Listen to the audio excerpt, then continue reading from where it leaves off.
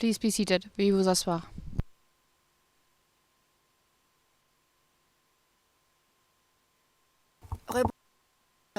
Maintenant, je vais donner la parole au procureur. Vous avez la parole pour continuer. Thank you, Madam President, Your Honours. My name is Robin Croft and I will address two topics today. First, I will present on the contextual elements of crimes against humanity. And second, I will set out some of the prosecution's evidence on Mr. Duterte's individual criminal responsibility for the crimes alleged in this case. Turning first then to the contextual elements. Your Honours, the contextual elements of crimes against humanity are established in this case because, first, there was an attack against the civilian population in the Philippines. The attack targeted civilians alleged to be involved in drug-related crimes and other forms of criminality. The Rome Statute crimes alleged in this case formed part of that attack. Second, the attack was widespread and systematic. And third, the attack was carried out pursuant to, or in furtherance of, a state or organisational policy. This policy was to neutralize alleged criminals in the Philippines through violent crimes, including murder. The evidence establishing the contextual elements are set out in paragraphs 71 to 86 of our pre-confirmation brief.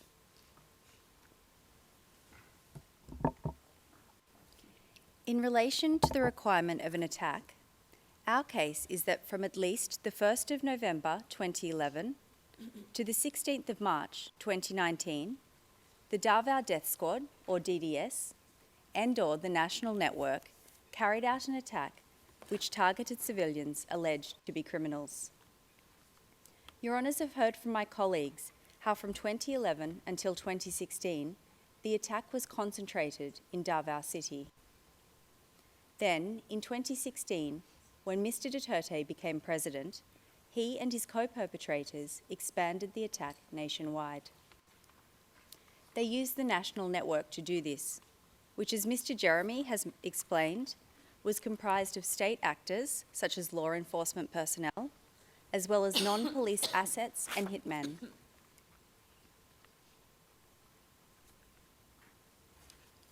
Your Honours, the locations of the murders contained in counts 1 to 3 of our document containing the charges are indicated on the map on your screens. They include 76 murders, which themselves satisfy the threshold of multiple acts making up a course of conduct. However, as Mr. Nichols has noted, the crimes in count 1 to 3 are representative and emblematic of a larger killing campaign. And the prosecution relies on a range of evidence to establish that the attack was made up of thousands of killings and other violent crimes under Article 7.1. This evidence includes datasets and the statements of documentation actors, the evidence of insider witnesses, expert analysis, and the admissions of Philippine state agencies in their public reporting. I will take Your Honours through some of this evidence now. During Mr. Duterte's mayoral period, hundreds of civilians alleged to be criminals were killed in Davao City. On your screens is a chart with data on extrajudicial killings in Davao based on public reporting. The data is recorded at tab 116.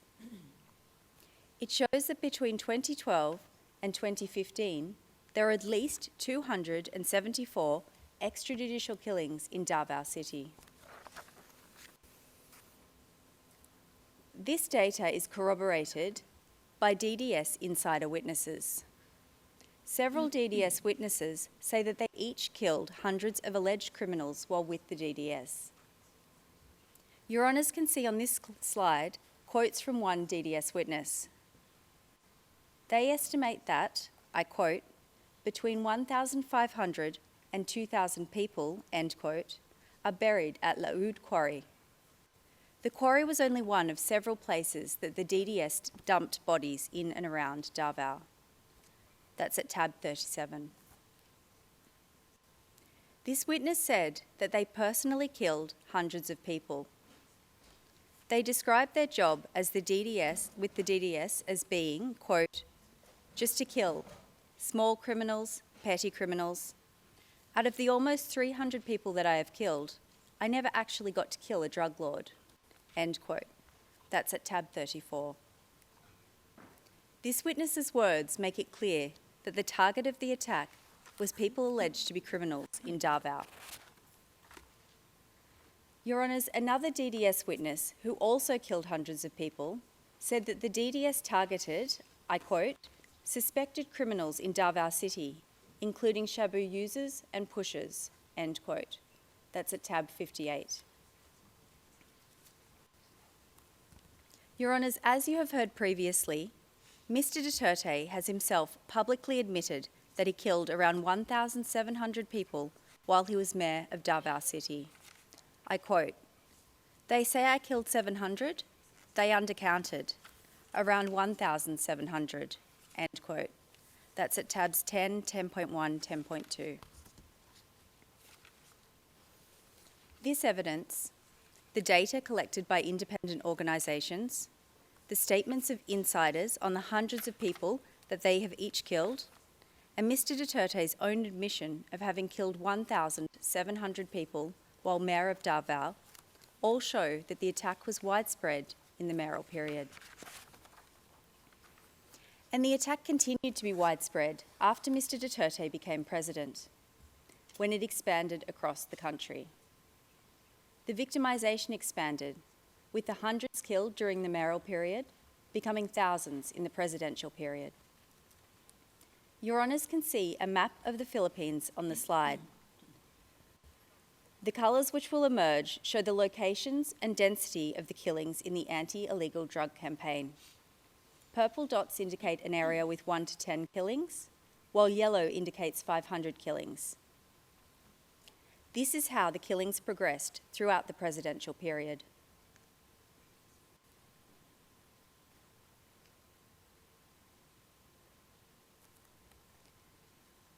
Your Honours, this map is based on data collected by an independent organisation which recorded at least 5,823 anti-drug killings during the presidential period.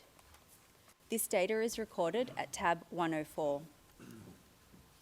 The data shows that the attack during the presidential period was widespread. As Your Honours can see from the map, it occurred across the country. It occurred over multiple years, and thousands of civilians were killed. Mr Duterte's administration effectively admitted to the large volume of the attack. They admitted that thousands of individuals were killed in anti-drug operations while Mr Duterte was president. For example, in the Duterte administration's 2017 year-end report, which you can see on your screens, the administration admitted that 3,967 drug personalities died in anti-drug operations in the first year and a half of Mr Duterte's presidency. That's at tab 106. Similarly, the Philippine Drug Enforcement Agency, or PDEA, admitted that 5,281 drug personalities died in anti-drug operations in the first 2.5 years of Mr Duterte's presidency. This is at tab 98. These admissions corroborate the widespread nature of the attack. They show that thousands of individuals were killed. Your Honours, in addition to being widespread, the attack was also systematic from its origins and throughout the charge period. The features of DDS operations demonstrate this systematicity during the mayoral period. And these features can be found in our brief at paragraphs 35 to 36 and 88 to 98. Insider witnesses described how time and time again, killing operations followed the system set out on the screen. The same hierarchical structure was followed. As Mr Nichols explained, the orders flowed from Mr Duterte at the top through a combination of other co-perpetrators, to the handler of the relevant DDS team, and finally to the physical perpetrators at the bottom. The DDS teams composed of police and non-police assets and hitmen who carried out the killings. The features of the killings were also often markedly similar. The identity or whereabouts of the victim was provided to the DDS by an informant. The perpetrators would frequently arrive to or flee the crime scene by motorcycle. They shot or stabbed their victims at close range. The victims were targeted on the basis that they were alleged to be drug users, pushers, or other criminals. And the DDS received a sum of reward money for each kill. When the attack expanded during the presidential period, it continued to be systematic because it remained highly organised, planned, and coordinated. Similar systems to the one I've just described in Davao were deployed during Mr. Duterte's presidency to implement the killings. Your Honours can see some of those features listed on your screens. As in Davao, victims were targeted on the basis that they were alleged to be drug users, pushers, or other criminals. The process for killing the targets was often markedly similar. First, the victims were identified by state actors as targets and listed. As Mr. Jeremy has outlined, high-value targets were often listed on the PRRD list. The targets of barangay clearance operations were often listed on local drug lists, such as local police station lists. Second, targets were killed in the context of so-called law enforcement operations. Police often tried to legitimise the operations, so they would stage a nanlaban or fight-back scenario to make them appear to have been in self-defence. They would also plant evidence, such as drugs and guns, on the victims' bodies. And third, as in Davao, police and those working with them were often paid reward money per kill. Your Honours, these killings were not random or coincidental. Quite the opposite. Targets were pre-identified, listed, and then subject to operations based on that list. This clearly demonstrates the systematicity of the attack. Your Honours, the last point I would like to make about the attack relates to the evidence of an expert witness who specialises in political violence in the Philippines. This expert analysed data relating to armed encounters between the PMP and supposedly armed suspects. He compared data from before Mr. Duterte's presidency to during. And based on this comparison, he found that in the first 25 months of Mr. Duterte's presidency, the number of suspects killed by police increased by 590% across the Philippines. And that finding is at tab 68. Your Honours have heard Mr. Jeremy speak about Bulacan, a province immediately north of Metro Manila, where Mr. Duterte praised the killing of 32 civilians in police operations in 24 hours. The expert witness found that in Bulacan, police killings rose by 1,600% when Mr. Duterte became president, and that's at tab 121. The expert also compared data on Bulacan Police's use of deadly force to other countries and cities across the world. He used the metric of police killings per 100,000 population. The chart on your screens shows this comparison, which is at tab 121 again. The data on Bulacan is orange, while other countries and cities are blue. The orange bar on the left shows police use of deadly force in Bulacan before Mr. Duterte became president. You can see that with a fatality rate of over 1, it was already comparatively high. The orange bar on the right shows the dramatic increase in killings in Bulacan by police after Mr Duterte became president.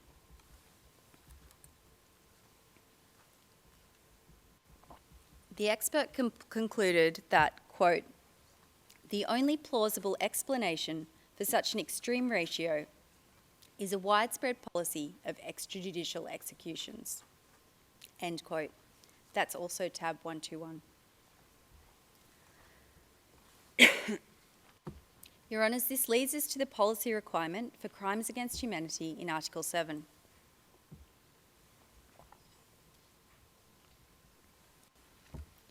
Your Honours, the attack in this case was carried out pursuant to a policy to neutralise alleged criminals through violent crimes, including murder. The policy was also known as the Davao Formula or model. Your Honours have heard about the origins of the policy in Davao City and how it was implemented by the local executive government. Mr Nichols explained how Mr Duterte, when Mayor of Davao City, established the Davao Death Squad to carry out the policy and kill criminals. The evidence establishing the state or organisational policy in this case is set out at paragraphs 77 to 84 of our brief. As the policy and the common plan were both to neutralise alleged criminals via violent crimes, there is some overlap between the evidence on each. I will set out some of that evidence now while discussing the policy, and then some later while discussing the common plan. The evidence includes Mr Duterte's many public statements and speeches outlining the policy. It also includes the Command Memorandum Circular, which Mr Jeremy mentioned earlier, witness accounts, speeches and statements by other co-perpetrators, the high level of coordination between state actors. Sorry, Your Honours. I will start with Mr Duterte's own speeches. Your Honours, Mr Duterte made no secret of the policy, as is shown by the references in our brief to his many speeches outlining the policy. He made these speeches as Mayor of Davao, as a presidential candidate, and then as President of the Philippines. One example of a speech that Mr Duterte made as Mayor was at a meeting on peace and order in Davao in October 2015. And that is tab 13.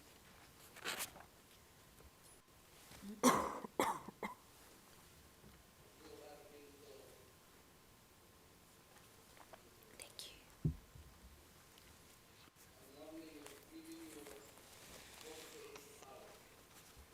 48 hours yung mga nagdi-distribute ng droga sa Boulevard. Giving you 48 hours. Pag nakita ko kayo, papatayin ko kayo dito. These are Mr Duterte's own words. I quote, "I will kill you.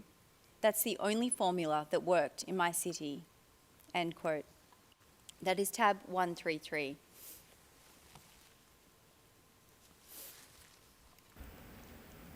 Prangka-prangkahan talaga. I will kill you. Kayong na mayor ako ngayon, presidente, yun din ang, that's the only formula that worked in my city.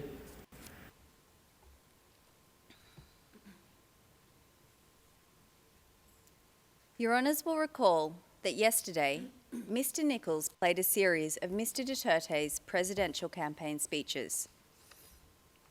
I want to take a moment to reflect on some of the key features of those speeches, which are at tabs 8, 12 and 14. First, Mr Duterte frequently said that if elected as president, he would stop drugs and crime in the Philippines in 3 to 6 months. He frequently referenced his experience in Davao, where he admitted that he had killed criminals. He said that if elected, he would order the military and police to do the same nationwide. and he expressly stated that this would entail killing.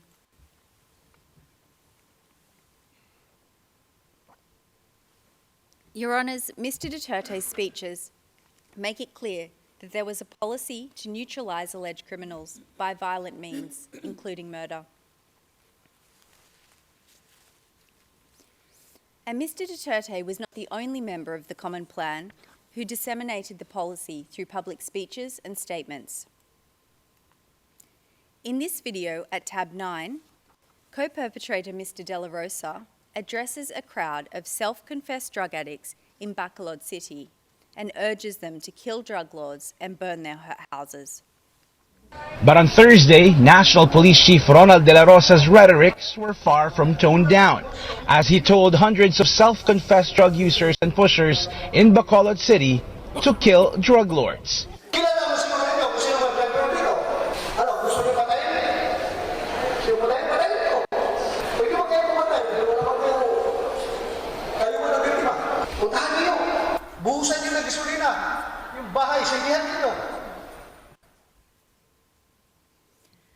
Mr De La Rosa made this speech on the 25th of August 2016. At the time, he was the chief of the Philippine National Police. Your Honours, the existence of the policy is also shown by the police directive which Mr Jeremy spoke about earlier, Command Memorandum Circular number 16 of 2016. This is at tab 112. As Your Honours have heard, the day after Mr Duterte became president, he appointed his longtime friend and colleague from Davao, his co-perpetrator, Mr Ronald De La Rosa, as chief of the Philippine National Police.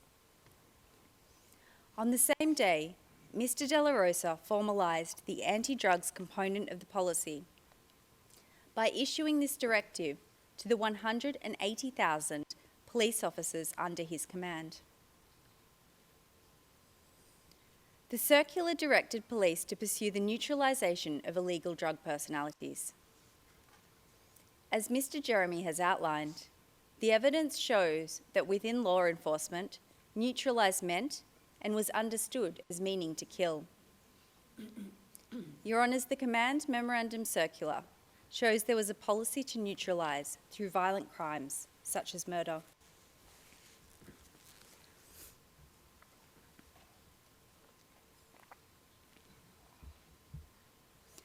I will now turn to part 2 of my presentation on Mr Duterte's individual criminal responsibility. The prosecution's evidence on this is set out at paragraphs 5 to 70 of our brief. The prosecution alleges that Mr Duterte indirectly co-perpetrated the crimes, ordered and/or induced the crimes, and/or aided and abetted the crimes. Today, in the interests of time, I will focus on indirect co-perpetration, and we rely on our brief for the other modes of liability. Your Honours, Mr Duterte is an indirect co-perpetrator of the alleged crimes because, first, he agreed to a common plan to neutralise alleged criminals. Second, he and his fellow co-perpetrators jointly controlled a structure of power, namely the Davao Death Squad and the National Network, which they used to pursue the common plan. Third, Mr Duterte made an essential contribution to the crimes within the framework of the common plan. And fourth, he did this with the requisite intent. Your Honours can see on your screens an excerpt from paragraph 4 of our document containing the charges. This sets out the scope of the common plan. The plan was to neutralise alleged criminals in the Philippines, including those perceived or alleged to be associated with drug use, sale or production through violent crimes, including murder. As Mr Nichols has explained, Mr Duterte and his co-perpetrators agreed to this plan in Davao City. Photos of the co-perpetrators in Davao City are displayed on your screens. They're a combination of trusted police officers, an individual from Mr Duterte's mayoral office, an officer from the National Bureau of Investigation in Davao Region, and a lawyer who acted on behalf of certain members of the Davao Death Squad. In 2016, when Mr Duterte became president, the members of the Common Plan remained largely the same. They were joined by a further two individuals, a senior police officer and a long-time colleague of the group from Davao City, who had worked with the DDS before the jurisdictional period. I will take your honours through some of the evidence which shows both the scope of the Common Plan and the co-perpetrators' agreement to it. In the interest of time, I will address some co-perpetrators and we rely on our brief for the rest. That's at paragraphs 9 to 23 of our brief. On your screens is a photograph of Mr Ronald De La Rosa. When Mr De La Rosa was Davao City Police Chief, he developed Tokhang operations. As your honours have heard from Mr Jeremy, Tokhang was a blueprint for police to implement killings later in the presidential period. When he was announced as Mr Duterte's chosen PMP chief in May 2016, Mr De La Rosa gave this interview, which is at tab 101. It shows that he wholeheartedly agreed to the Common Plan. Patayan sa drugs. Patayan talaga ito sa drugs. Kaya kayo mga drug lord dyan, humanda na kayo at talagang sasagasaan ko kayo. On this slide is a photo of Isidro La Peña. Like Mr De La Rosa, Mr La Peña was well known to Mr Duterte because he too had worked as Davao City Police Chief. In his case, from 1996 until 1998. In 2016, Mr Duterte appointed Mr La Peña as Director General of the Philippine Drug Enforcement Agency, or PDEA. PDEA is the lead anti-drug enforcement agency in the Philippines. 2 days after Mr La Peña took his oath, he gave a speech to his PDEA subordinates. There is an excerpt from that speech on the slide. Quote, "Under then Mayor, we implemented strict law enforcement against illegal drug activities in Davao City. The President wants to replicate and expand what is being done in Davao. And that is precisely what I intend to do." End quote. That's tab 101.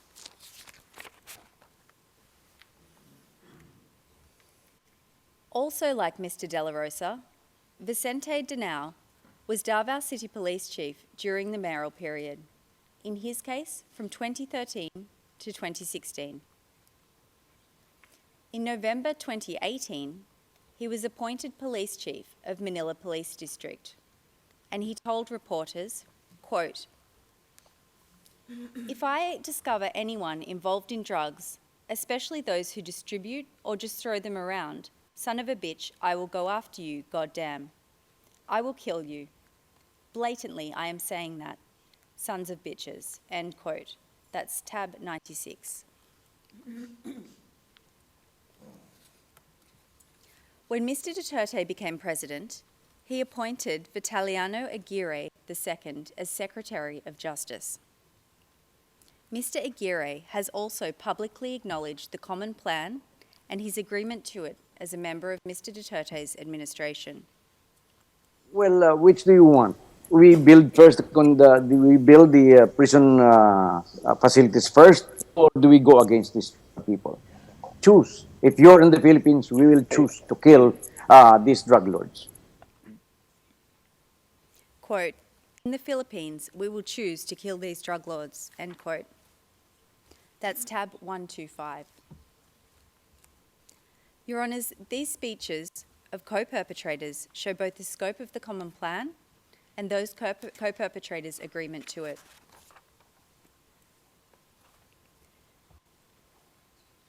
Your Honours, the next element of indirect co-perpetration is control of a structure of power. In the mayoral period, Mr Duterte and his co-perpetrators controlled the DDS, which they used to pursue the common plan. There is a diagram of the DDS hierarchy on your screens. As the mayor of Davao City, Mr Duterte sat at the apex of the formal and city structures. The law gave him formal operational, supervision and control over the police in Davao City.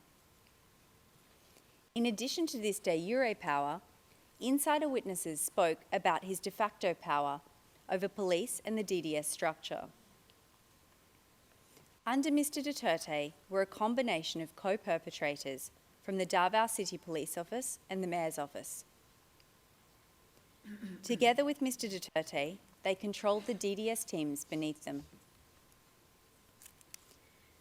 They controlled the will of the DDS perpetrators through a range of mechanisms. And these are set out in paragraph 38 of our brief and include threats to kill and actual killing. To illustrate this control, there are quotes from one witness on your screen. This witness said that when he was first told to kill, he did not want to. But, I quote, "I felt like I didn't have any other choice but to follow their orders. Duterte is the most powerful person in Davao City, and you had to do what he wanted. It wasn't possible not to not obey his command." End quote. This is tab 51. When Mr Duterte became president, the co-perpetrators continued to control a structure of power. One of the first things that Mr Duterte did with his new presidential powers was to appoint his co-perpetrators from Davao to national positions in government and law enforcement, which were key to the common plan.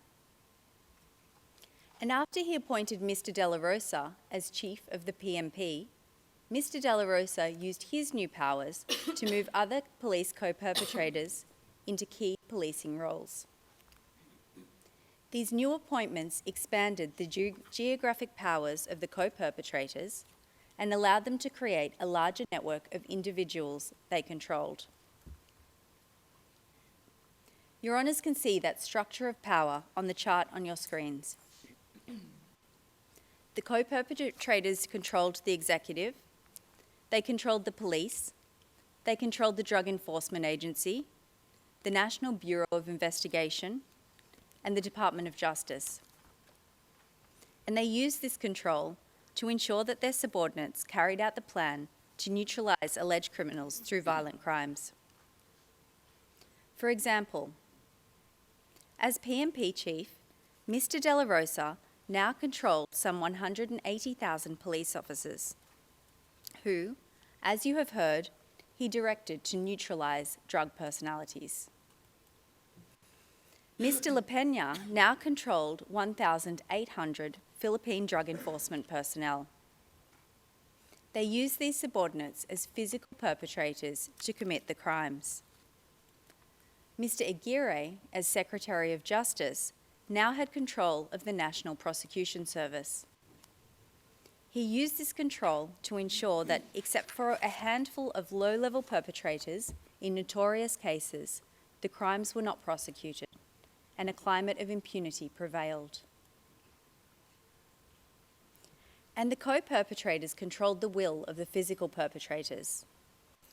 As in Davao City, low-level members of the national network risked losing their jobs or being killed if they did not comply. For example, Your Honours can see the evidence of a police insider on your screens. He said that if his boss did not kill enough people during police operations, he would lose his post and be replaced. I quote, "We were told that there should be 5 to 10 deaths per month. The regional director called him and told him that if there were no deaths or no recorded killings, then he would be relieved of his duty." End quote. That's tab 124. Now on your screens is the evidence of an individual who police suspected of involvement in drugs. He surrendered to police to avoid being killed. The police held his status as an alleged drug pusher against him and recruited him as an asset. They made him kill other civilians who were alleged to be involved with drugs. He said, quote, "I surrendered myself to them. I knew that they wanted to kill me, so I became an asset of theirs," end quote. That's at tab 22.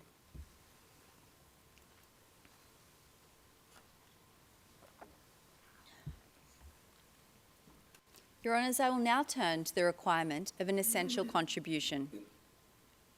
Mr. Duterte made an essential contribution to the crimes within the framework of the Common Plan.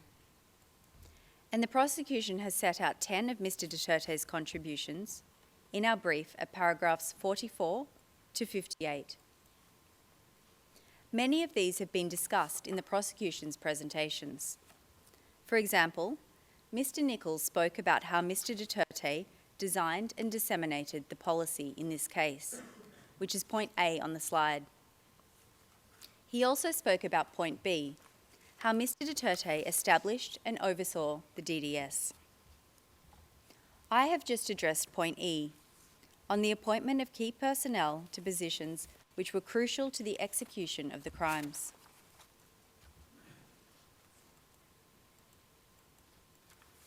Mr. Jeremy has spoken about point J, how Mr. Duterte publicly named so-called high-value targets who were then killed.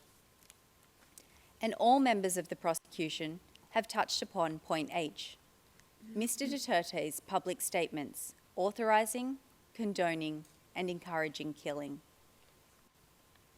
Your Honours, without Mr. Duterte's essential contribution, the crimes in this case would not have been committed, or they would have been committed in a significantly different way.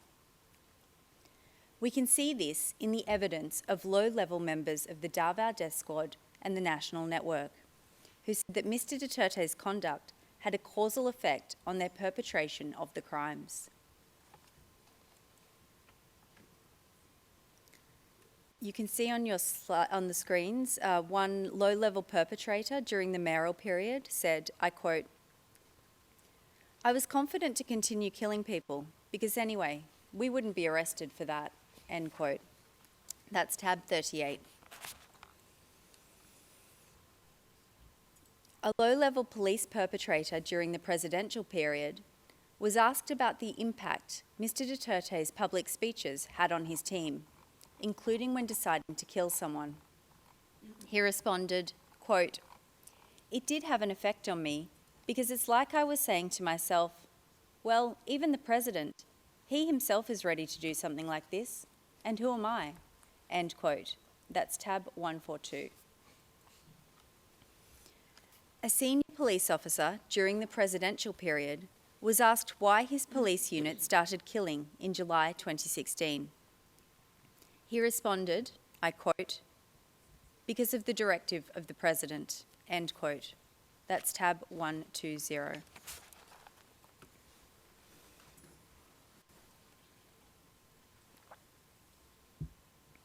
Your Honours, from everything you have heard over the past 2 days, there can be no doubt about Mr. Duterte's knowledge and intent.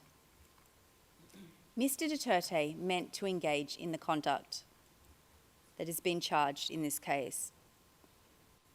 He intended that the crimes would be committed, and he was aware that they would be committed as a result of implementing the Common Plan. Mr. Duterte knew about the fundamental features of the Davao Death Squad and the National Network that enabled the co-perpetrators to control the physical perpetrators. And he was aware of the factual circumstances that enabled the co-perpetrators to control the crimes. Mr. Duterte knew because he himself established the DDS to kill people. He repeatedly broadcast his intention to implement the Common Plan nationally if elected president. He made it clear that this would involve killing. Once he was president, he moved his trusted co-perpetrators from Davao into key national positions. And as the number of killings rose, Mr. Duterte persisted with the Common Plan. He praised the 32 killings in a one-time big-time operation in Bulacan. He publicly named so-called high-value targets. He promised to protect police. And as Your Honours have heard, Mr. Duterte has admitted to many of these things. Your Honours, I will conclude my presentation by recalling two items. The first is Mr. Duterte's presidential campaign promise that he would stop drugs and crime in the Philippines within 3 to 6 months. And the second is the spread of killings during the first 6 months of Mr. Duterte's presidency. I promise you, hindi naman believe yung ibang tao. Sabi ko, I would stop drugs and crime, criminality in 3 to 6 months. That concludes the prosecution's submissions on the merits. Thank you, Your Honours. Merci beaucoup. Je dois comprendre que vous avez fini avec les présentations sur le fond. Monsieur le procureur. Good afternoon, Madam President, Your Honors. Yes, that is correct. Parce que vous savez que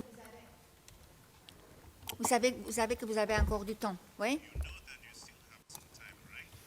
Yes, but we've hopefully been efficient, and we have finished now. Thank you.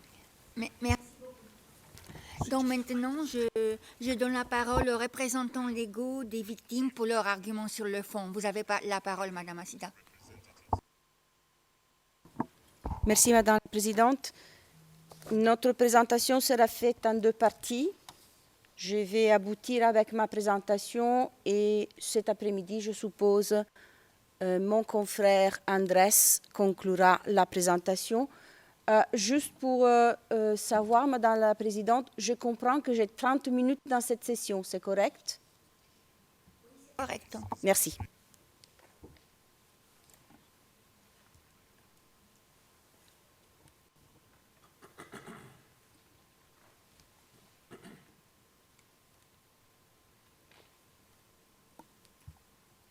Madam President, Your Honors, we speak today on behalf of thousands of victims and surviving families who have suffered immeasurable harm under the so-called anti-drug campaign conducted during the administration of a suspect, former President Rodrigo Roa Duterte. We speak for families who cannot be here, mothers who buried their sons, children who lost their parents, the spouses who now raise families alone, and communities that have lived for years under fear and silence and that continue to bear the consequences of violence that swept through their neighborhoods like a storm.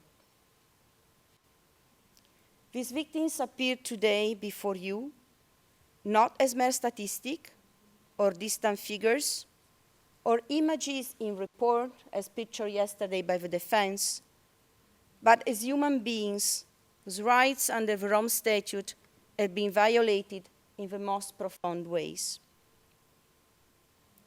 These proceedings relate to what has been labeled the Duterte's war on drugs and Duterte's bloody war on drugs.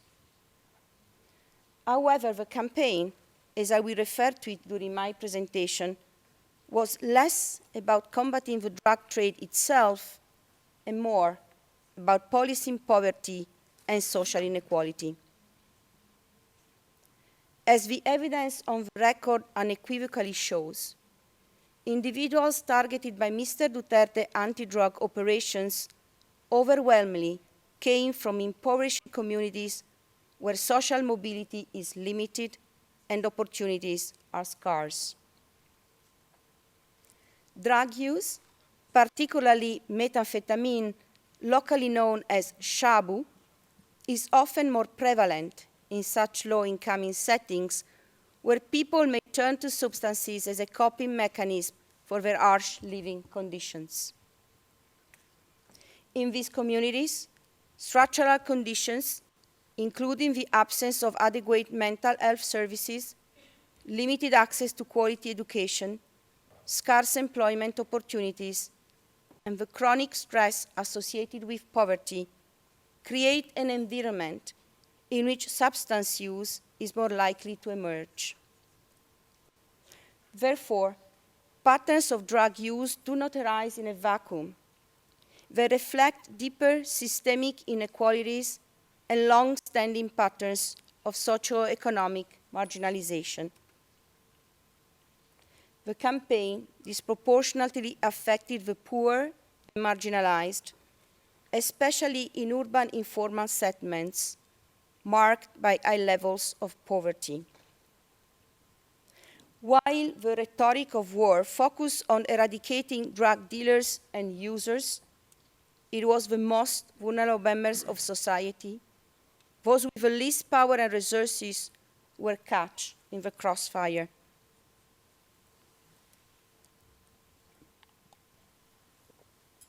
A significant number of the ones killed had little or no criminal history and were often accused of minor drug-related conduct or perceived drug use by the authorities. These were people living in poverty, were treated as expendable by a system that failed to prioritize their protection and to address the structural conditions underlying their struggles. Rather than addressing the root causes of drug addiction, such as poverty, lack of education, unemployment, and inequality, the Duterte administration framed the issue as a criminal one, focusing on punitive enforcement over social responses. Mr. Duterte's response was a selective, violent crackdown of the most vulnerable, recasting conditions of marginalizations as grounds for criminal targeting, rather as manifestations of social injustice. Framed on its face as a campaign against illegal drugs, it in reality reflected broader social political dynamics, including the targeting of marginalized communities, the use of state violence, and the deflection of attention from deeper structural problems.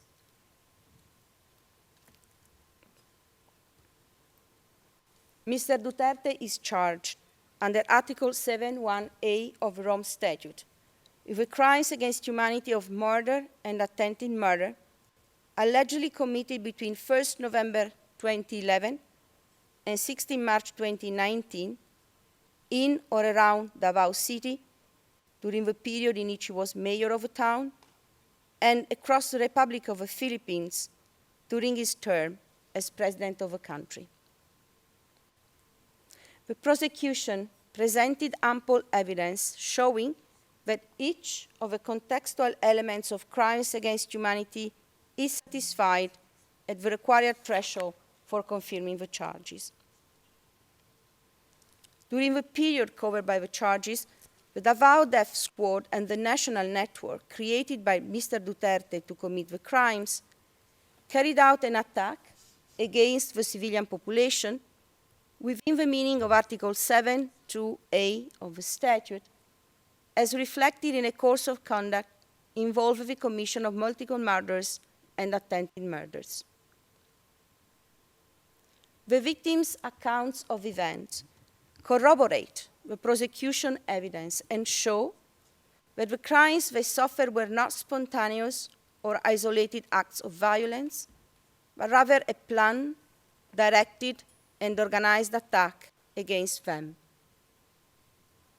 The attack was massive, carried out collectively with considerable seriousness, and directed against a multiplicity of civilians. The victims were all civilians. The repeated lethal operations were conducted in residential and other civilian settings. As already indicated, the victims largely came from marginalized communities, were suspected by the authorities' involvement in criminal, often drug-related activities, and together with their families, they were targeted in their homes and neighborhoods. The attack was widespread and systematic, and we refer, Your Honor, to Annex D and E of the prosecution pre-trial brief. The attack was widespread because of its large-scale nature and the number of victims. In this regard, the number of victims affected by the events within the charges is one of the most relevant factors to be taken into consideration for the purpose of determining under the chapeau of Article 7.1 of the statute whether the attack was widespread or systematic. The broad geographical spread of the victimization combined with a significant number of victims confirm the wide scope of the attack. As the prosecution has made clear yesterday and today, the instances of murders and attempted murders in the document containing the charges and in the pre-trial brief are simply illustrative of a much broader pattern of victimization. In fact, the actual scale of victimization extends well beyond the 49 incidents affecting 78 victims presented by the prosecution. The prosecution itself referred to thousands of civilians murdered. And we recall here the content of paragraph 73 of the prosecution pre-trial brief, as well as the remarks by Ms. Croft just 15, 20 minutes ago. As reported by Human Rights Watch in a report published in 2022, since 2016, the Philippine police have admitted its involvement in the death of more than 6,200 people in drug raids across the country. In a 2020 report, the United Nations Office of the High Commissioner for Human Rights reported 8,663 deaths occurred in the drug war. The Human Rights Commission of the Philippines and domestic human rights group report death tolls that are 2 to 3 times higher than the UN figure.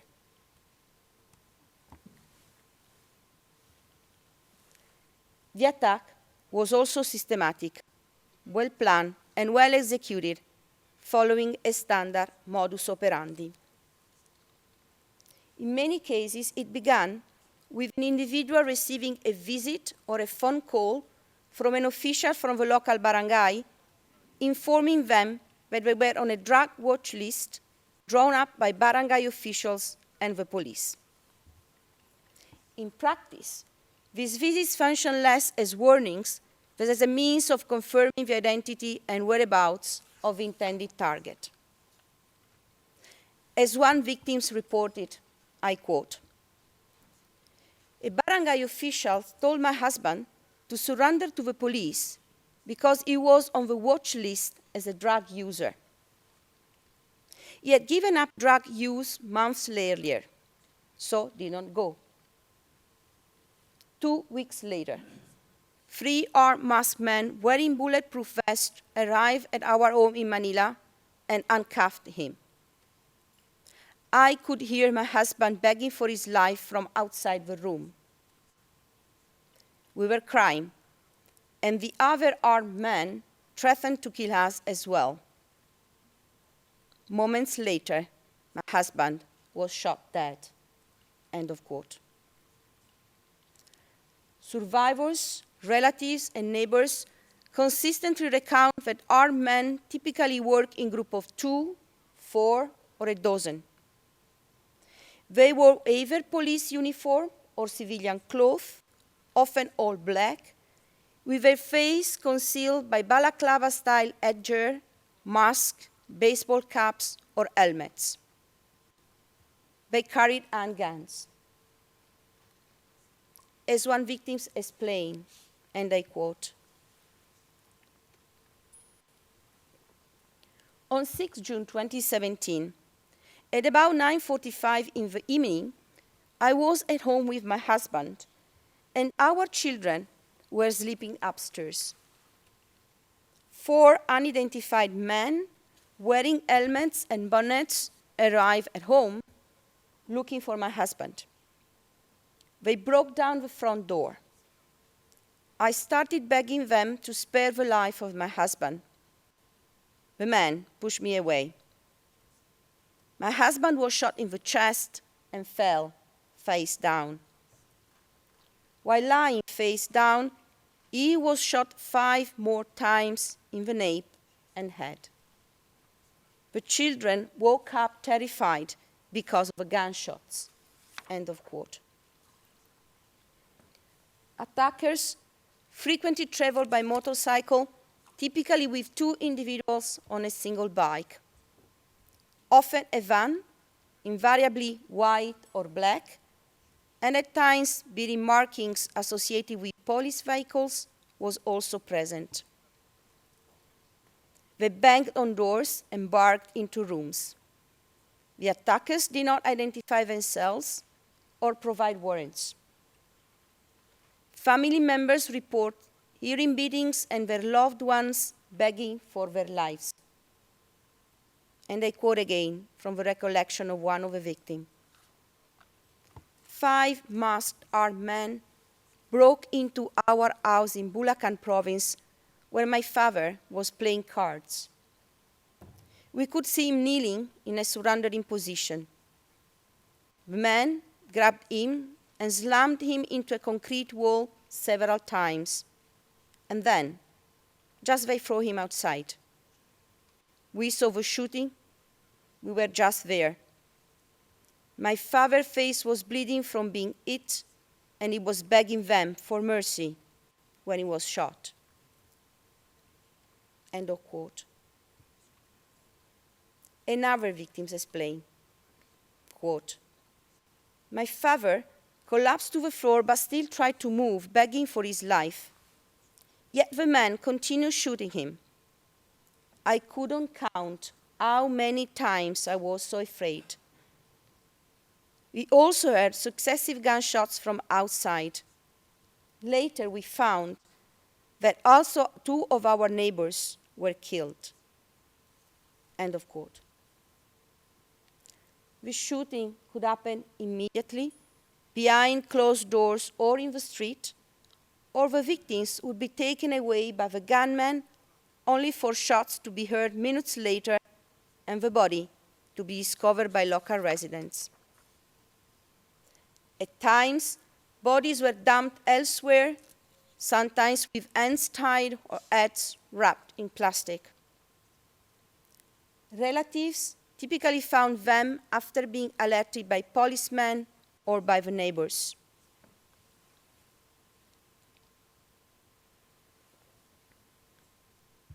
A victim recalled, quote, 6 masked armed men broke into the house where a small group, including several teenagers, were watching television.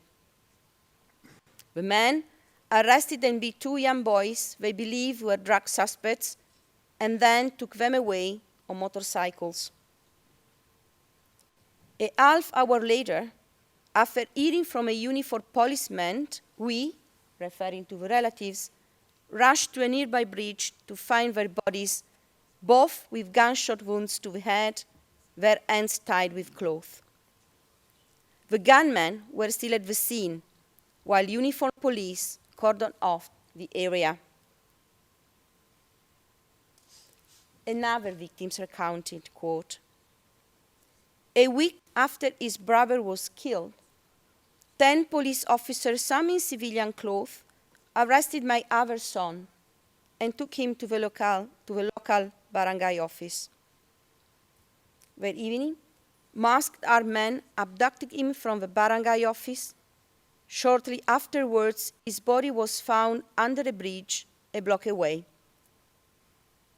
When we found him, we saw that his entire head had been wrapped in packing tape and his hands had been tied behind his back.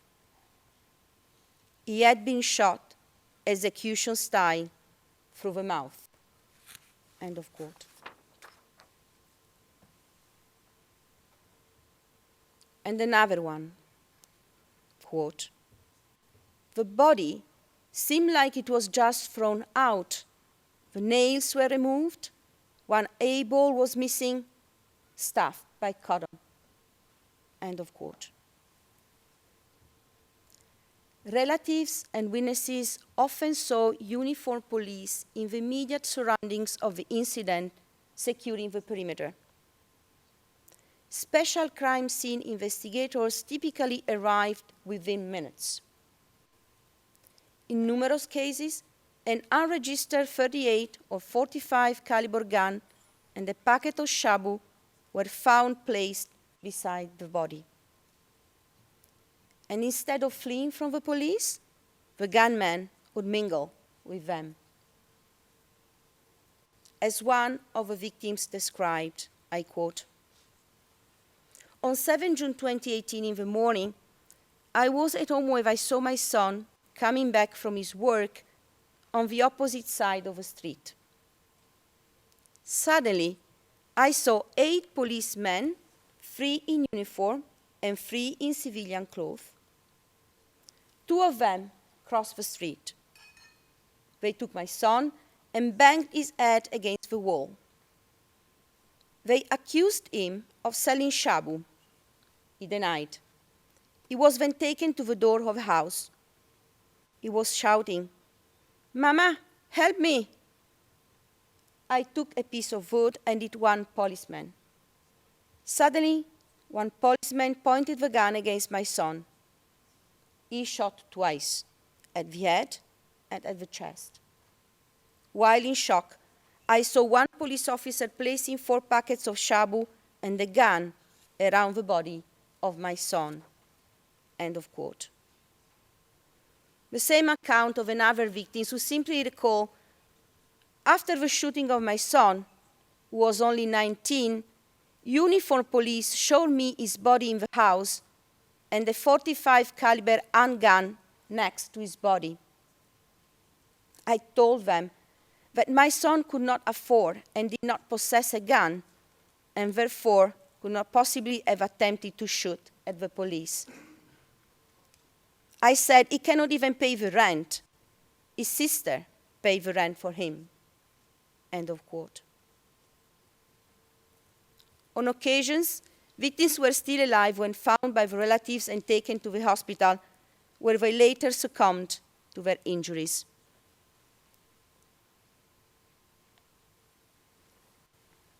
Survivors recount the terror and enduring feeling of still being hunted as follows, and I quote, "In September 2016, a police officer pretending to be a commuter boarded my tricycle. He asked me to pass by the police station. There, I was stopped by a group of men who turned to be police officers.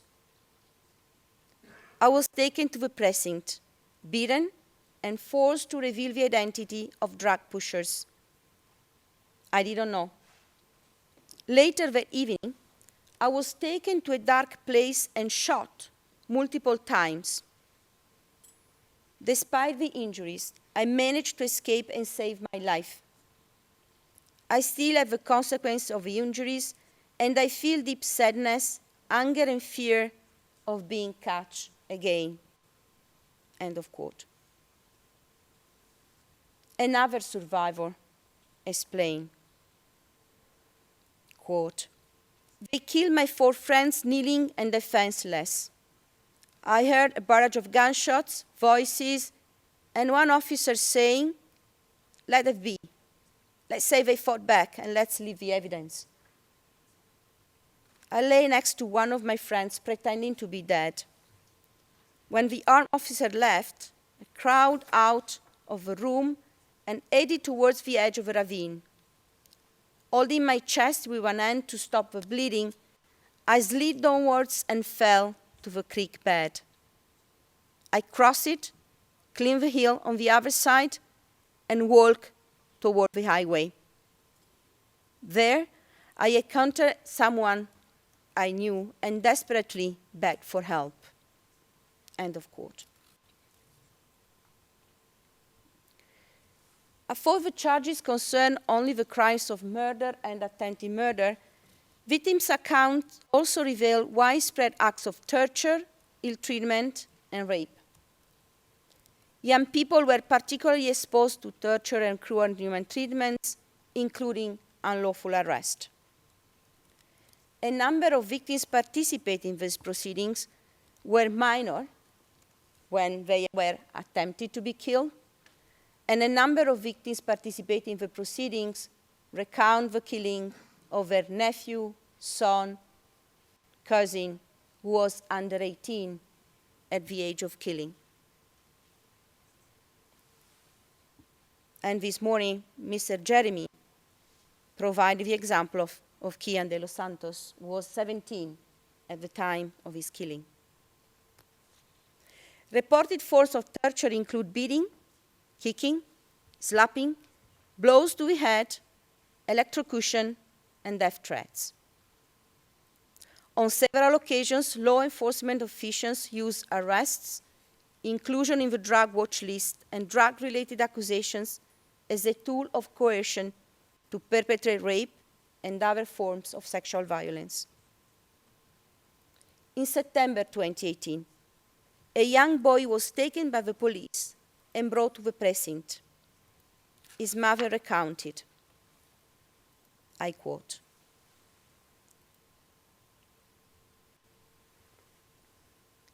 "At the precinct, he was repeatedly coerced into confessing a crime he was accused of. If you don't admit, your life will be the price," they threatened him. When he refused to confess, he was beaten with a gun and electrocuted. On the night of 16 September 2018, between 9 and 10, I received a phone call from my cousin urging me to go in a certain location in Manila. What I saw was a nightmare. My son had been discarded like an animal, his lifeless body lying on the boulevard, abandoned like a fish by the roadside. I rushed to the scene, but I was blocked by the police. I was not even allowed to touch or embrace my son's body. Even in death, my son was not treated with dignity. It was like they just threw my son out like a pig. I finally found him at the funeral home, where I had to pay to recover the body. I had nothing. I was bargaining as if I were buying fish. In the end, I paid approximately 45,000 pesos to take my son's body for burial. Now I wonder, will justice ever be served? Excuse me, Counsel, you have 5 minutes left.